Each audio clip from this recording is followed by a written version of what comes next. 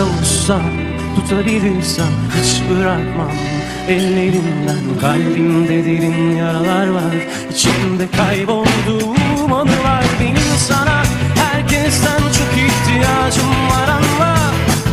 Bir ışık yak bu dipsiz kuyudan, beni kurtarsana.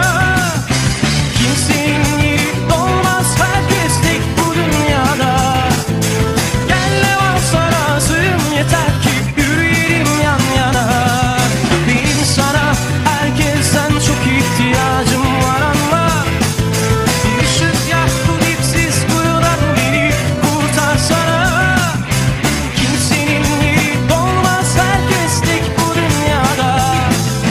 Gel ne varsa razıyım, yeter ki yürüyelim yan yana.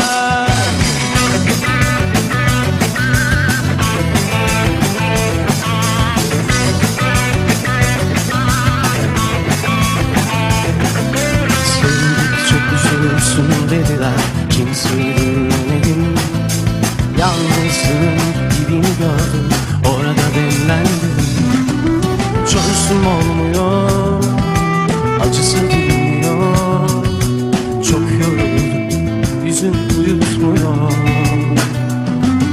Sana kavuşsam, tutabilirsem hiç bırakmam ellerinden. Kalbimde derin yaralar var, içimde kaybolduğum anılar. Benim sana herkesten çok ihtiyacım var, anla.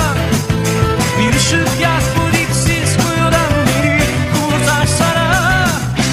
Kimsenin yeri dolmaz, herkes tek bu dünyada.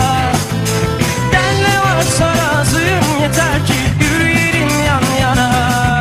Benim sana herkesten çok ihtiyacım var, anla.